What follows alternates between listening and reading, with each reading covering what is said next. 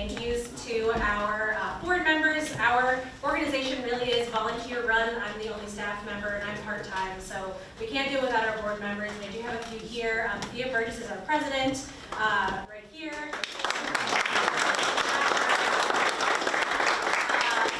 Peter Esterson is our second vice president. He is somewhere in this room as well.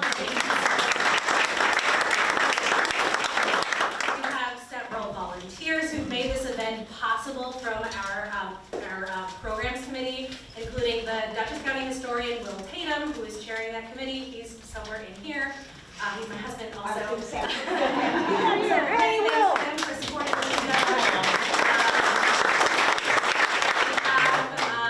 Courtney is also here. Courtney Zwart, who is one of our firm's committee volunteers.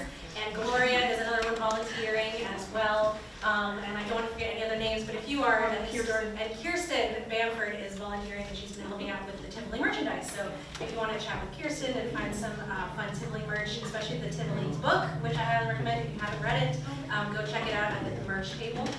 I also want to just thank all the town officials who showed up. So we do have our Tivoli mayor here. Obviously, she's giving our presentation.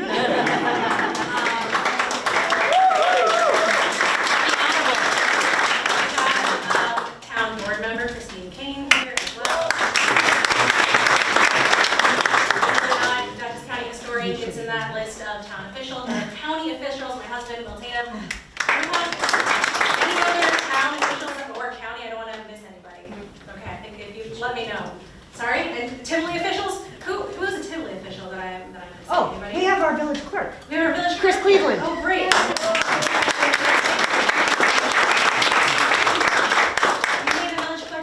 Running smoothly. Absolutely. Yes.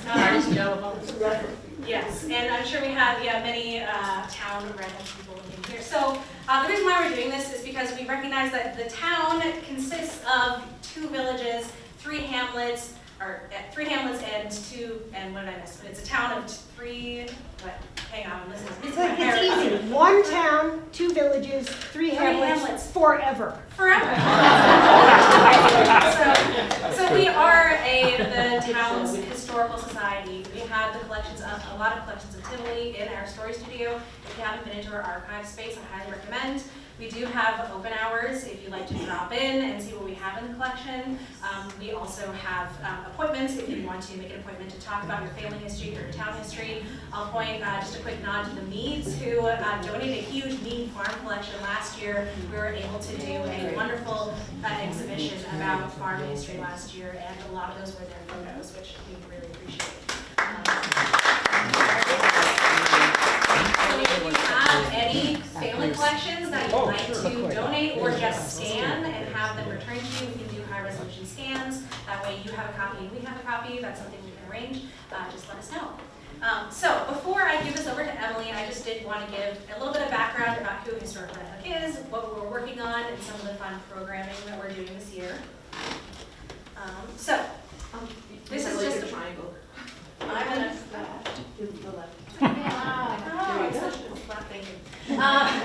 so Historic Red Hook actually came together from 2 separate groups in 2013. That was the Friends of the Elmendorf, the owners of this building, and then the Egbert Benson Historical Society, who owned the collections. Egbert Benson up there was fondly remembered by this group. So they came together in 2013. They realized that they had a common mission, and that it made sense to form Historic Red Hook. So our mission is to engage the community in conversations about Red Hook's unfolding story. We do this by collecting, preserving, and promoting Red Hook's history, maintaining the historic Elmendorf Inn as a community center, and creating dynamic public programs and partnering with community organizations. Which means to say we do a lot throughout the year. Like I said before, it's a nonprofit volunteer group, so we have 10 volunteer trustees right now. We have 3 of them rotating off in the fall. They've been with us for some of them almost a decade, so if you're interested in getting involved in that capacity, please let us know. So we've got 10 trustees, 1 part-time director, and around 232 members of the organization. If you're interested in becoming a member, it's really easy to sign up, and individual memberships begin at $25 a year. And you get all sorts of fun insights from our monthly newsletter and access to the space and updates about, like early updates about events. So we do everything with the support of our members, donations, and volunteers. And this is just an overview of what we do. I mentioned some of this already. Really maintaining collections in the storage studio, which is our space just across the lawn. If any of you are interested in seeing that afterwards, I can unlock the space and you can all put your heads in. We catalog and digitize, so a lot of the stuff is physical records that we are digitizing and they've been made accessible online. So all you have to do is go to our website, do a word search, and everything you ever digitize is available for you to see. And then we provide public access and share stories. So this looks like exhibits, both here in the Elmendorf or traveling into the village. Just this year, one of the Red Hook Village galleries did a lovely display of fourth grader, I think it was actually middle schoolers, along with images from our collections, and it was paintings of the buildings through the years. And it was a really cute exhibition. And we do a lot of public programs that exhibit those materials. So what we do is sharing stories and the Elmendorf Inn through public programming. There's a lot of programs happening year-round in this space. Some of the favorites are soup and chili nights. Those always sell out really fast. Those are usually January through March. We do that in this space. The Then and Now Festival, where we pick a topic and think about both continuity across the years, but also change in the community. So last year it was Farms, Food, and Family, and we did a driving tour, and it was a really nice program. The Cemetery Crawl, which has become very popular. It's going into our 4th year this year, I believe. And we include 6 cemeteries, that's 2 in Tivoli. There are a lot of cemeteries in the whole town, if you haven't noticed. So we have over 100 biographies of people buried in those cemeteries, which you can either read or listen to on our website. And then you can participate in a competitive scavenger hunt in September and October. And then we have our holiday open house, which really we just open the doors, and we have music from the elementary school, and it's really just a nice time. And then we get Mikey here baking in the fireplace, which is the treat, really special. This is a bit about what we're working towards. So we're working towards expanding our public programs and hours in the Elmendorf Inn, which is historically a post-road tavern. So we'd like to be able to tell that story more cohesively and have signage in the building so you know when you enter the space, what is the full story of the building. That means ideally one day having staffed open hours so you can sign up for a tour or just pop in. You could bring your families or people visiting from out of town, as well as having self-guided tours of the space. We're also working with someone to create curriculum aligned with K-12 programming so that not just 4th graders can do their tours here, but also middle school and high school, so that they can come back and continue to build on the story that they're learning, and really tying it into New York civics education. And then again, like I said, wayfinding and interpretive signage. So we're still trying to tell this whole story of the people who use this space and how it's changed over the years. It's seen a lot of different usage. I know some of you are familiar with the story, but it was a tavern, and then it turned into one of the earliest kindergartens in the area. By the 20th century, it was operating as a gas station and then private apartments. We have great pictures of the gas pumps on the front lawn that used to be there. And then by the 1970s, around the bicentennial, it was really dilapidating, falling apart. There was a grocery store that wanted to turn it into a parking lot, but the community really rallied to save it and preserve the building. So that's why we celebrate the bicentennial in 1976 and Hardscrabble Day, also in the village of Red Hook. Kind of all coalesces around that period of preservation. And we are recognizing 250 years this year of the American Revolution, which we are doing a lot of programming for. So the county has awarded us over the map there, $10,500 to do public programming this year. So we have 5 different speakers coming to the Elmendorf to talk about the Revolution and all its different aspects, from indigenous history to living history and foodways, to political history. So it's really going to be a great program.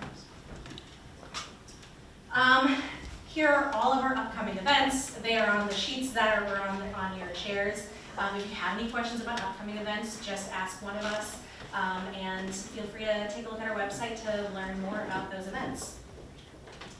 How you can get involved? Again, we're always looking for more members to become part of our community, or just volunteering at events. The open house we're hosting on the 20th of September is going to be pretty extensive.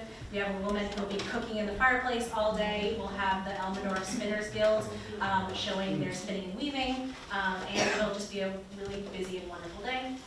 And then if you want to get more involved in the project, we've got a variety of different committees that do work, from the programs committee that hosts events like this, to collections, they're really knee-deep in the stuff, to development, fundraising to make sure we can do all of this fun things. So that, I believe, is it for me. So without further ado, I'm going to pass this over to Emily. If any of you need to leave early for any reason, there's also extra doors at the front here, so you don't have to feel like you have to walk in front of anybody. And question? Turn the lights on. Turn the lights down. Yeah, let me see if I can, check that. Thank you. Thank you. Thank you.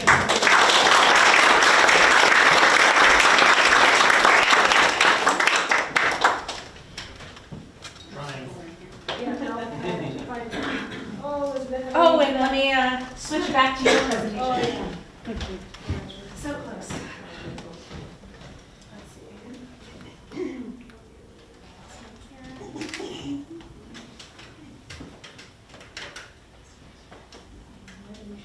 Advance that button there, and we have to get rid of the triangle. Well, thank you all for coming. Thank you to Historic Red Hook for again offering me the opportunity to come here and ramble about my favorite topic, which is Tivoli. I'm going to be hitting some themes, two themes, which are my favorite themes in life. One is old is better, and the second one is something that I've been currently interested in the back, and that is that everyone you want to talk to is already dead. Everyone to talk to is already dead. How many of you grew up in Tivoli? Close. Okay, got a bunch. How many of you have lived in Tivoli, or live in Tivoli now? Well, that's a lot. All right, so how many of you have been to Tivoli?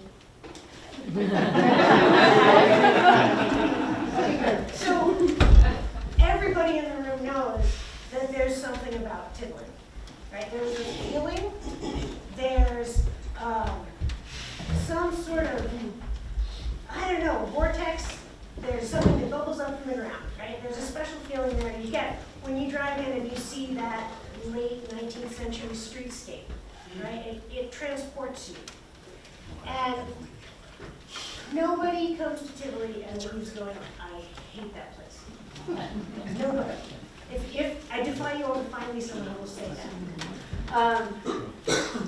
But this is not just a current phenomenon. This is something, there's been something special since the village first appeared on a map, right, in 1795. Something has attracted people to Tivoli, and that thing has made them want to make it better. So what you see when you're, or what you feel, what you see is the streetscape, but what you feel, I think, is some of that residual, it's something that's it's been a project for a couple hundred years now. So I want to talk to you about the idealistic visionaries who have come through, and the institutions also that either they founded or sprang from them, or just have worked together to create what we have now. I think one of the things that makes Tivoli special is its location. You can see we are at the very northwestern corner of the county, at the very northwestern corner of the town, right? So we're tucked right up there, and you don't end up in Tivoli by accident. Right? Like, we're not on a road. Like you're not driving through Tivoli to get to somewhere else. Everybody that comes into Tivoli is making a choice, and I think that too changes the energy that's coming in. right? It's intentional energy. And also, because of where we are, we get kind of forgotten in the most beautiful way. So, the first European to really think, I could use this, right? Like, I could turn this into something, was a Frenchman. His name was Peter Delabiguerre. And I have spent, God, the better days of my youth trying to figure out who this guy really was. And he's a great mystery. So in the 1790s, there was an influx of Frenchmen to the town of Red Hook. And if anybody wants to sit down and talk about this, I would love to have like a working group on it, because it doesn't make a ton of sense. But a bunch of Frenchmen arrived, and they were all sort of circling around the Livingstons, and circling around the idea of this new republic. And they all seem to have gotten pretty well connected pretty fast. And Peter Delabiguerre was one of these. Like, there's no record of him in France. There's no record of him arriving here, but there's a record of him petitioning Jefferson, I believe, to say, hey, I need to go back to London and deal with some property there. Can I get some papers that'll make that okay? And then he just starts appearing all over the place. Like, his name is attached to the strangest things. He climbed Overlook Mountain, and he named it Liberty Cat. And he said that it was the tallest mountain in the Catskills, and he attached a number to how tall it was. Totally wrong. Who knows if you're going to get to the top, but he tried it for having done it. He wrote letters to Thomas Jefferson about a number of things. He wrote about having found a mastodon tooth in Gardner, and wanted to have a conversation about that. He came up with an idea to make paper out of this Hudson River weed called frog spit. And so he wrote to Jefferson about that. Like, he was full of good ideas. He wrote a treatise on silkworms, and wanted to import silkworms to America to start a silk industry. Didn't work. Let's see. And then, in the collection here at Historic Red Hook, there's a letter that Delabiguerre wrote. We don't know to who, it's just addressed, Dear Madam. And in it, he goes into extol the virtues, like he's extolling the virtues of a product called Eau de Meliss. And it's some sort of liquid that if you have a headache, you rub some on your temples. If you have a sore arm, you put it on your elbow, spin around 3 times, and I would blow kisses at the sky. If you have the windy colic, you mix a little bit with good red wine. And so he's like truly, I don't think the term snake oil salesman was invented until the later 1800s, but this guy was one. So he was so enterprising. And then he ended up getting involved with Edward Livingston. But this is a little later. Hang on to Edward Livingston. So you've got this beautiful site on the Hudson River, and he says, I'm going to make a town. So he hires a cartographer, and this was a thing that was happening too. Like where Athens is now, originally there was a planned community called Esperanza. Right, shout out. Which also involved a fancy cartographer and a Livingston and a couple more French guys. So Delabiguerre hires a cartographer, they lay out this map, and since you've all been to Taylor, you know that this map could never happen, right? Because there's no river, right? It flows north, so this whole area that's gridded out so nicely, that's a steep cliff, right? Like, you can't lay out 50 by 100 lots. There's no way. So he wasn't laying this out for people who'd actually seen it, right? There was already, by 1795,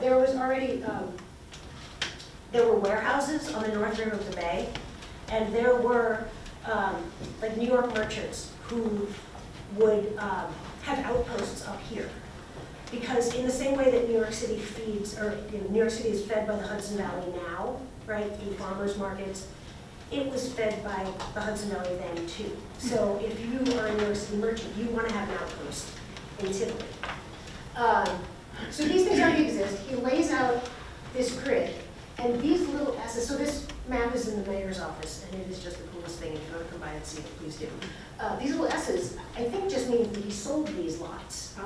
But the funny thing is, from looking at the deeds, he sold the same ones again and again.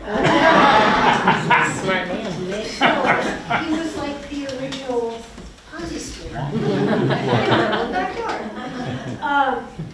So he got involved with Edward Livingston, and the two of them, so Edward Livingston was at Montgomery Place, and he had been the mayor of New York City. There was a bit of a scandal.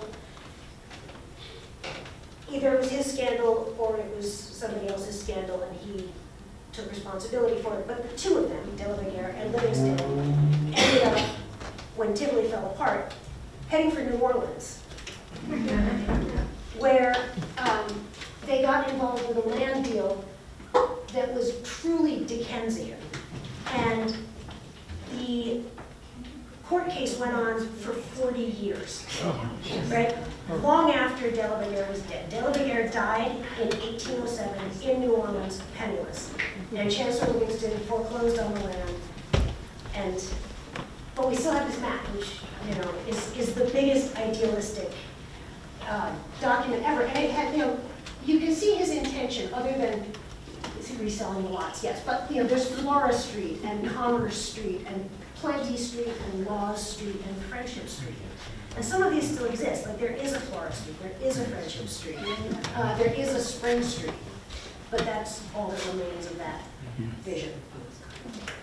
But here's one of the ads that ran in the Hartford Courant in 1796, which sort of the best part of it is the place is well known for its easy shore and healthy situation, that it needs no recommendation. Suffice it to say that there is no better spot on the whole river. Boom, done, like mic drop. Who wouldn't want to buy into this?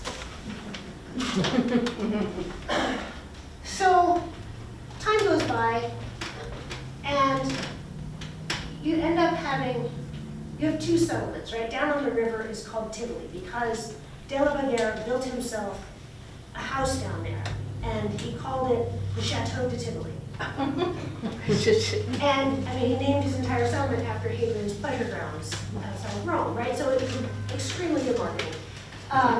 But then up at the Four Corners in Tivoli, there was a separate settlement with, like, totally different character, in that Tivoli down by the water was water-based, right? Like, there were steamships, there were sloops, all like using the river as a superhighway, right? There were fishermen, there was tons of activity. There was a ferry going over to Saugerties regularly by like 1785, right? So it's a hub. And then up at the Four Corners, you know, there's a creek running through the village, so there's manufacturing, right? And there's warehouses. But the two were really quite separate. And by about 1840, actually it wasn't called Madeline yet. It went through several names. First it was called Myersville with the Four Corners. And there was a lot of activity, a lot of traffic, foot traffic, horse traffic, no sidewalks, right? And the roads are just dirt. And instead of referring to it as Myersville after Peter Ten Broeck Myers, M-Y-E-R-S, people started to spell it M-I-E-R-S because it was a quagmire. So into that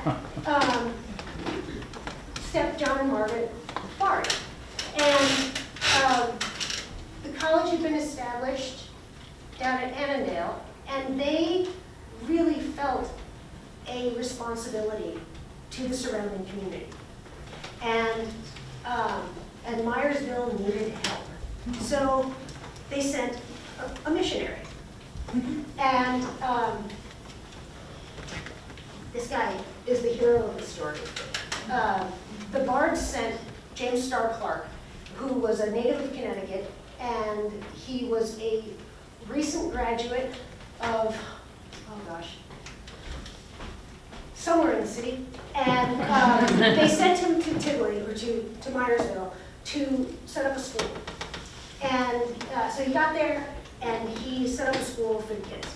But then he realized, oh, wait, parents can't read either. So he and his wife set up a night school for the parents. And it was said that at that time, the the residents, they ate fish in the summertime and sold fish in the wintertime.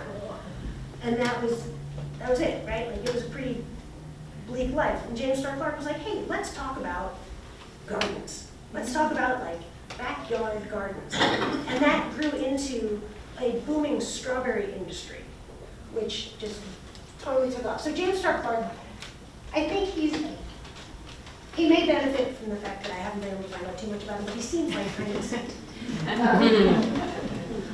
So he starts the Trinity School, and also the Trinity Parish. So there was already a church in Tivoli. There was an Episcopal church up on the up on 9G, and that was the white church. There was the red church, and then which was the Dutch Reformed Church. So then there's the white church, which was Episcopalian, but it was you had to pay rent. You had to pay pew rent to go there, and also it was way up on 9G. And so the people who were making their living fishing down at the river, living down at the river, they're not gonna truck it up to 9G on foot to go to church, so and have to pay for the privilege. So James Starr Clark says, well, let's start a free church right here in the center, and he did, and it took off. So you had sort of the Livingston's church out on 9G, and then you had the Church for the People, which was also a school, and the building is still there on North Road, looking much like it does right here. And the Bard's had a son who passed away and decamped for Europe and had to withdraw their support for the Trinity School. So James Starr Clark made it private. He made it private. It was called the Tivoli Military Academy at one point, although it was a classical education and a boarding school. And it grew into a really big institution. So, and the ruins are still present. And in fact, parts of my patio are built from the brick. So James Starr Clark became, he was everything to the village, right? Like, because the village was not incorporated, there was no law, there was no anything, right? Like there were two settlements. You know, Tivoli at the river, you have Myersville, which then was renamed Malvern. And James Starr Clark was sort of the guy. So during the Civil War, families would come to him to have him write letters to their soldiers, right? Or if there was a fight in the bar, somebody would run down to his house to get him, right? And then you get this angry churchman come down with a bat to set things right. So things were getting better, and people were getting more educated. They're eating more fruits and vegetables, but there's still no sidewalks. There's still no sort of organization. So in 1872, he was like, if we incorporated, we could levy taxes, and then we could have a bit of order. And so the platform he ran on was the same that pretty much every mayor of Tivoli has run on since then, right? We just did good order, good walks, meaning sidewalks, and the abatement of the fences to public health and morals. And he won. So yeah, James Starr Clark, just all hail. And Tivoli really needed this. This is one of my favorite documents. It's the Health Department report from 1880. And this is an actual quote.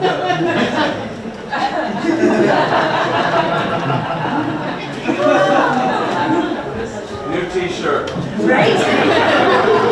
Yes. Yeah, there was a slaughterhouse in the middle of the village. There were open running sewers. You all know Tivoli is clay. like, anything that you put on the soil stays on the soil. So if it's carcass or poop, it's gonna be there. So, yes. Lucky we are. But, of course, if you have a hero, you have to have an anti-hero. So we had General John Lester Peister, who, he wasn't a bad guy, necessarily, to James Stark Clark's good guy, but he was complicated. And his mother died when he was young. And, you know, I think he just didn't get enough attention, something. But anyway,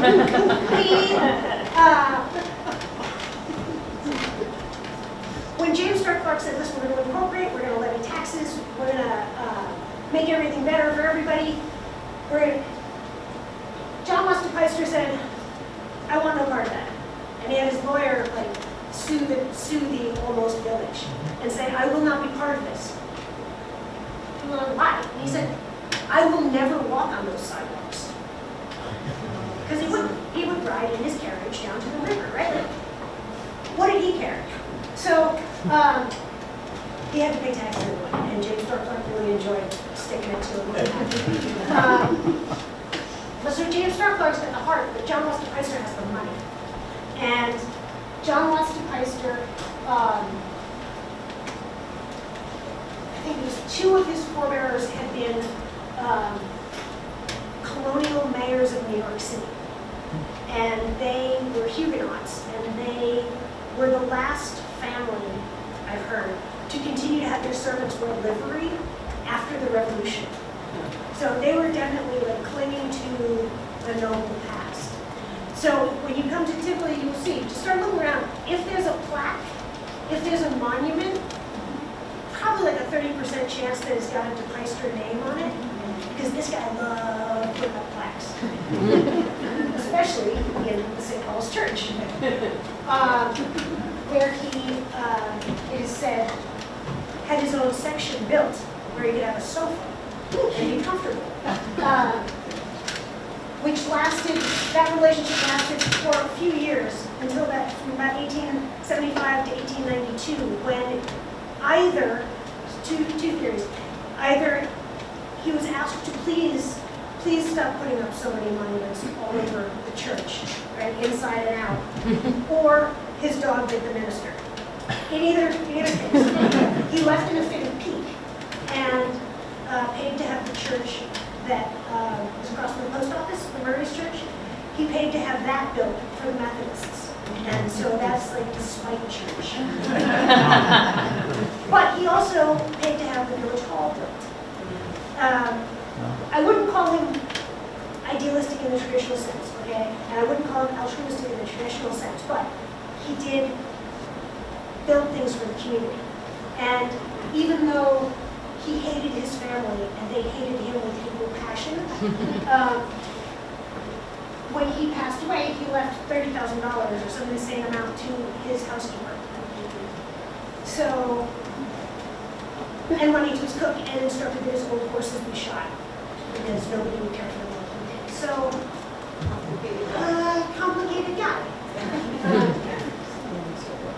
But in the mayor's office, they have, there's a beautiful photo of James Stark Clark above a statue of John Lester Peister that he had commissioned for the Spike Church.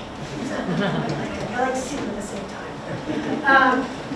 And so De Peister actually won, like he got the last word with James Stark Clark because there was an economic downturn, I believe around 1892, and James Stark Clark had to close the school. And so De Peister bought it at auction, which seems kind of mean, but he gave it to the Ladies Methodist Society, who turned it into the De Peister Industrial Home for Girls, which was sort of an orphanage, but for orphans or half orphans to go and learn how to be wives, mothers, maids. So it was sort of industrial, like home ec boarding school. So again, kind of nice. But here's the superintendent of the industrial home with some of the charges. And then This is one page of the census records from 1892 that shows some of the girls who were residents there. And just their ages. I think they ranged in age from like 6 to 18. And there were a lot of them. There were a lot of kids who came through there. The other thing that DeKaiser did with his money was that when he died, his home, which is the Rose Hill Estate in Tivoli, he left it to the Leek and Watts Orphan Home. And the Leek and Watts Orphan Home had been founded in Yonkers by his grandfather. So this beautiful Hudson River Estate became an orphanage for boys. So there's this theme, right, of like the individuals who are creating the institutions, whether it's like the Trinity School, or it's the girls' home, or the boys' home, and so many people are getting cared for in this place.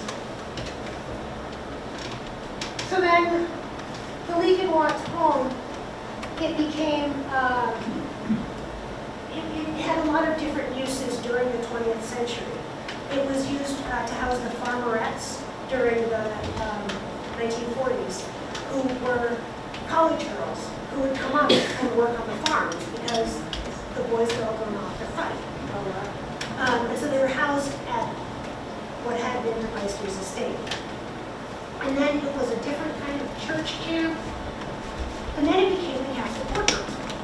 And it's like, how do you, really, Dorothy Day in Tivoli? Like, what is going on? So, like, she spent pretty much the end of her life, when she wasn't traveling and speaking, with this,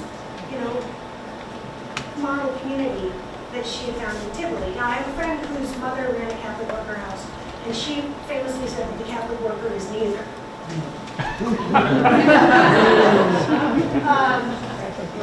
But lots of people came through there, and there, when you look at the newspaper articles of the day, or diaries of people who were involved in the movement in Tivoli, there were incredible events going on there. I mean, hundreds of people coming for these like peace weekends, and speakers from Vassar, and at the same time, I found great descriptions of weddings that took place there, where, I kid you not, the bride and groom were described as looking like hobbits. Hobbits.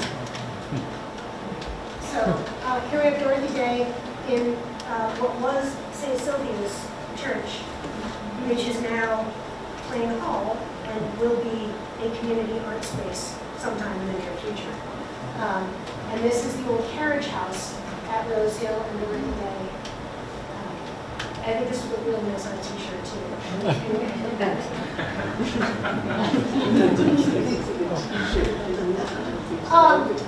I can't talk about altruism in Tivoli without talking about Donna's grandfather, William Matthews, who, if we're going to have a Holy Trinity, it's going to be William Matthews and James Starr Clark, and I'm waiting on the third.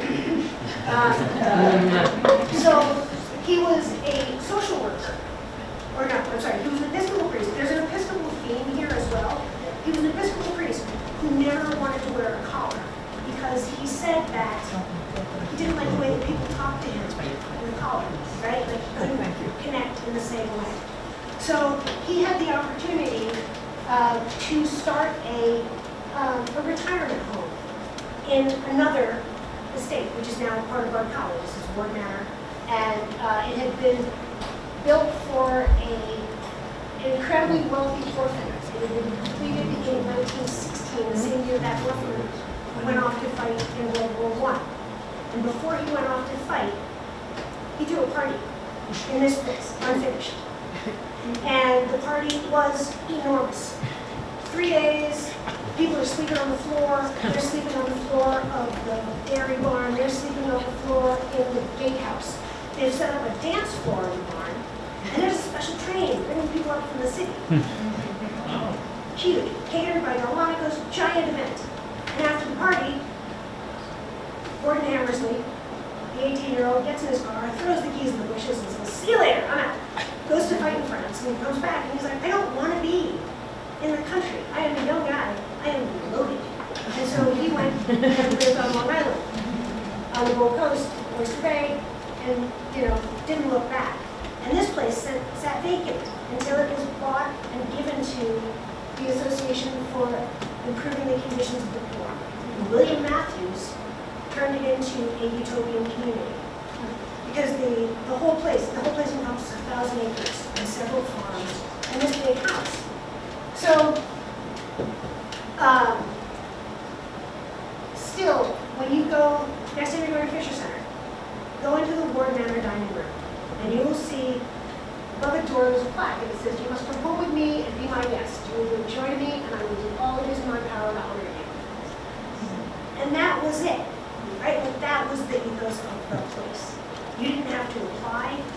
You could be married, single, any age, right? Like, it was meant to be a retirement home, but like, rich, poor, didn't matter. As long as you could live in community, you could be there. And all the records for this are at Columbia University, and it's an amazing. It's amazing. This went on from like 1926 to about 1960. And anybody, it employed so many people in the town. And again, this is another place like Tivoli. It's like nobody's going to say that was horrible. So there were camps. This is the map of the property, which is basically Tivoli Bays, right? Tivoli Bays plus this here is the Fisher Center right here now. So there were camps throughout. The Manor House was for elderly residents, and then there was the Sunset Lodge, which was a summer camp for working people. And there were camps for different ages of kids, and it was like an early fresh air camp, fresh air. So there's swimming holes, and also there were gardens, and there was an Angus herd, and this was like a self-sustaining property. And there were little bungalows scattered through the woods that were named after hotels in New York City, fancy hotels. So there were like 29 of them. There was the Plaza and the Sherry Netherland and so great. And also there was a lot of interaction between the generations, right? Like behind Manor was the baseball field, right? So you got the elderly residents, and then the kids are playing baseball, and they're working together in the gardens, and just, being a community. Our most famous Tivoli altruistic finger liver would be Eleanor Roosevelt, or as the kids call her, Elro, who spent the happiest years of her unhappy childhood at her grandmother's house in Tivoli. Or Tivoli was the closest town, so she identified as a Tivolian. And the house is still there, that's Oak Terrace. And the photo on the top corner is actually Eleanor Roosevelt with William Matthews at Ward Manor. So all of these things sort of seed each other, right? So you have Eleanor and her sister, she's not a sister, cousin, at Oak Terrace. And she actually had a lot of interplay with the people of Tivoli, and hung out in Tivoli. Her uncles, and especially, hung out at the what is now the Corner Hotel, and their horse famously knew the way home. But if it weren't for Eleanor, we would not have our water and sewer system, because it was 1938, and there's WPA money being handed out, and the rest of Dutchess County said, "No way, we don't want your communist money." But Tivoli said, "Yes, please." So we got water and sewer, which is why Tivoli is able to have hotels and restaurants and all of these things, which we would not be able to have otherwise. She was known for hanging out at the American Legion, and also for bringing fruit to the kids at Christmas time. she also was godmother to Pamela, right here.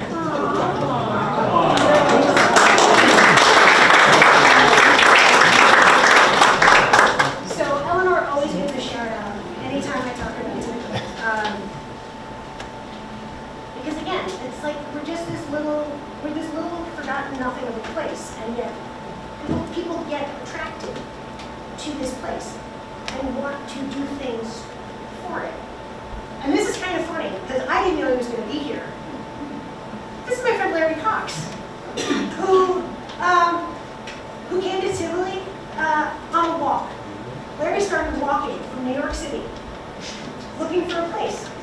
And he said that he walked along the river, and he would walk as far as he could, and then he would take the train back to New York, and then he would, go and walk some more. And he found Tivoli. So, Tivoli we are so lucky to have Larry. Larry was in charge of Amnesty International and Rainforest Foundation, and knows a lot of people who do a lot of good things. And back in 18, 19, it was going to be the 75th anniversary of the Universal Declaration of Human Rights, and which Eleanor Roosevelt had been very involved in. This was her post First Lady of the World project, right? And Larry said, "Hey, I have this friend who is commissioning a she was Czech, a Czech artist, to make busts of Eleanor Roosevelt to put in places that were important to her. So there's going to be one in The Hague, and there's going to be one in Paris, and there's going to be one in Montgomery, Alabama, sort of human rights places. Would you like one for Tivoli?" Communist money. Yeah. So that's how Bust of Eleanor Roosevelt ended up riding around in my truck for a while. So it was fortuitous because Larry said, "What do you think about this?" And Joel, who was the mayor, he said, "I think that would be great." And then we started walking around the village looking for a place, right? Like, where do you put Eleanor Roosevelt? And we thought, well, we put her in the village hall, but she didn't have anything to do with the village hall. And then we thought, well, she had a really good friend who lived down the river. Maybe we could put her on the road down the river, but we don't really have a sidewalk down there yet, so that doesn't really make sense. And we walked the loop, right? And the loop is this, 2.5-mile circuit around the village of Tivoli. And we were walking along and just started talking, and I said, Eleanor lived up at Oak Terrace, and that was up Woods Road, and her family did go to St. Paul's Church. And in fact, I think they're buried. I think some of them were buried at St. Paul's Church. And there was this spot. We got to St. Paul's Church, and just north of the graveyard, there was this spot. And so we talked to Father Massoud, who was the minister at the time, and we talked to the vestry, and they said, well, we've been mowing this spot. We're going to be 40 by 40, right? Small. We've been mowing this spot for years. I don't know why. We've just been mowing it.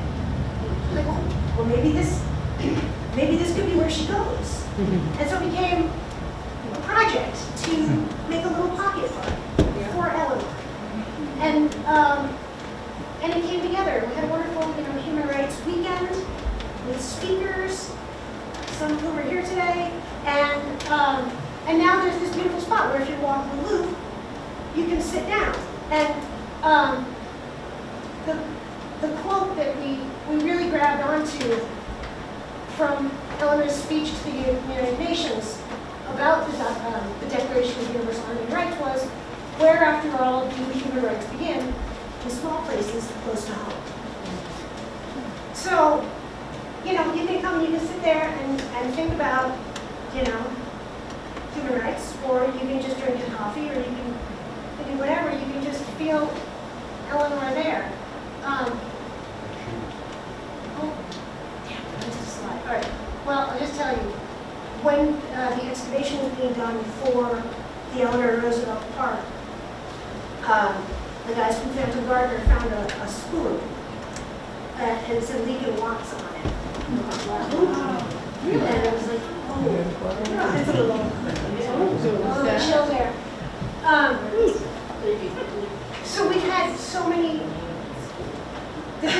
gotten so much attention from the outside, right? Like people have come there wanting to do good. And I don't know, there's something, it's a very small place, right? And you think of small places as being sort of closed, right? Like closed-minded or closed in, just sort of isolated or something, which I think you don't feel in Tivoli because people came to Tivoli early to help, right?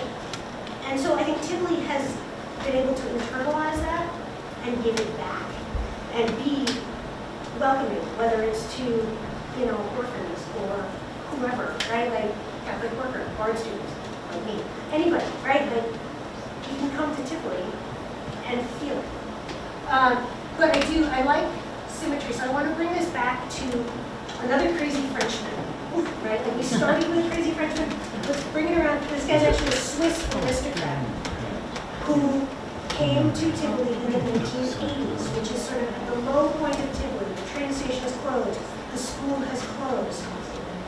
And this guy, who became known as the Count, arrived in Tivoli and started buying up properties.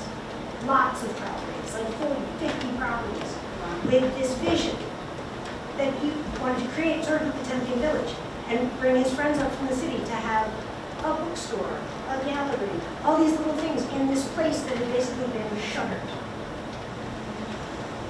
And like Della Garrett, like there were some things that didn't quite gel.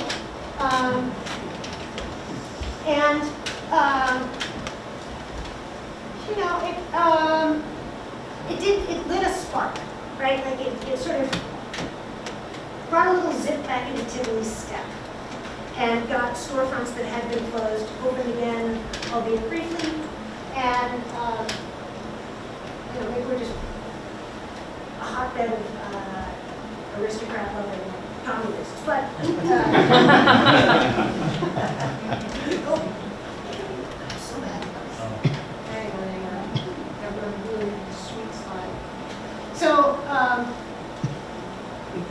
I wanted to try and do a sweet and sour, but I figured that the lemon squares were sour enough, and I don't want to dwell on, I don't know, there's too much good to be shared about this place. I don't know. Anyway, this is our community last Sunday, where we're all just in the park, hanging out, feeling the love. It's a special place. We've benefited from a lot of people's hard work over a couple hundred years. And if you guys want to play a speed round of Stump the Historian, we can do that now.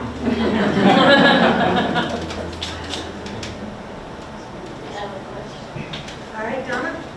We're glad that you came to Tivoli, Emily. Thanks, Donna.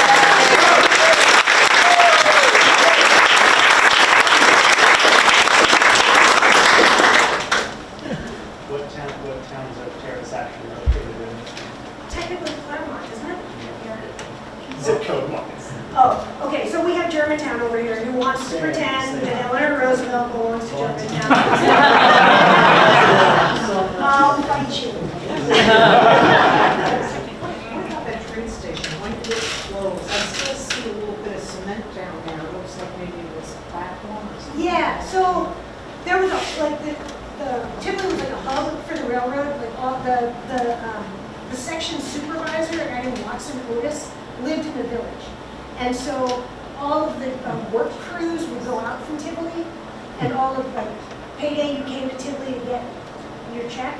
So Tivoli was a huge employer, like 300 jobs.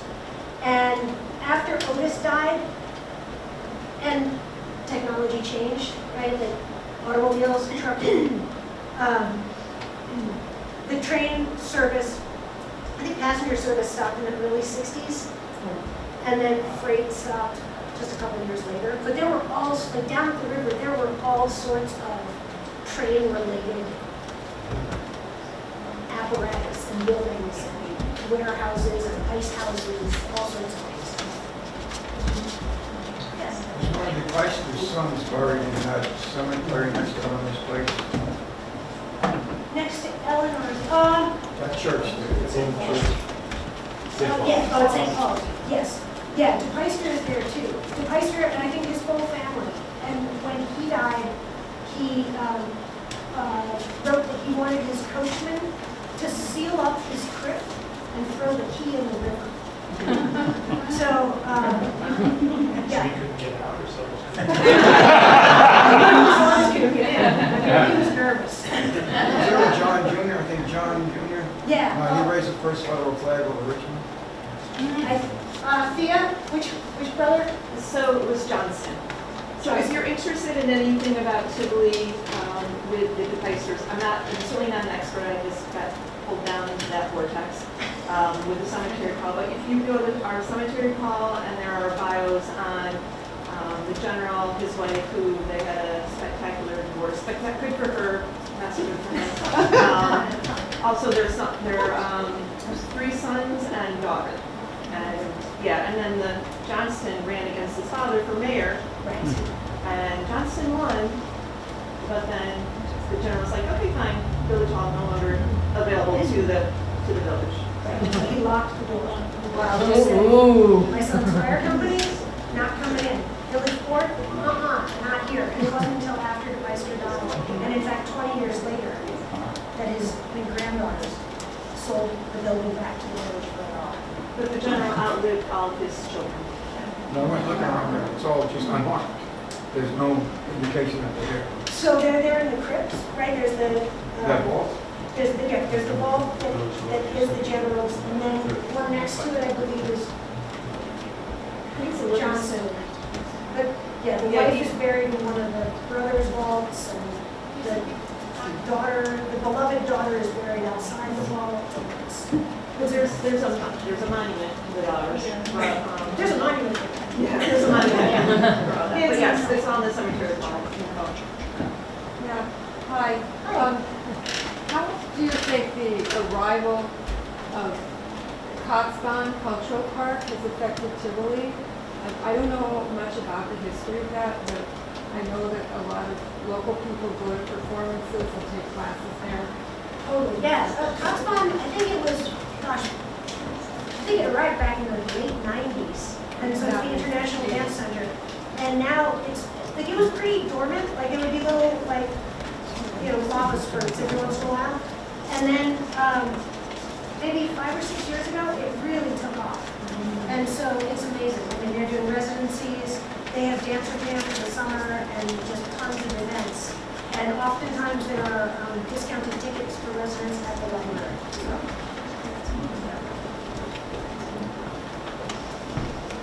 Do you know anything about the history of that house? I think it's number 8 on Church Street. It's a big white house. Yes, I know what you're talking about. Yes. I'm so curious. So that was the Freeborn House. And before that, I think it was built by a guy named James Outwater, who had a ferry service early on, in the 1840s, 50s. It's almost a private residence then. Yeah, yeah, it's always been a private residence Right. until it became the Saminsky. Must be beautiful. It's pretty nice. At one point, it was probably a shelter. I would think, and like so many places, it got totally decayed and then came back. Yeah. Yeah. It's a cultural institution. It also is a cultural institution. Anybody else? All right. Thank you, Emily.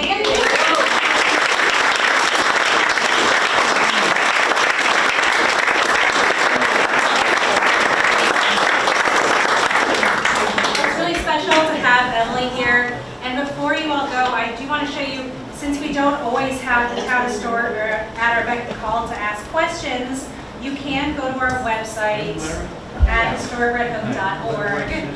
And here, let me do that.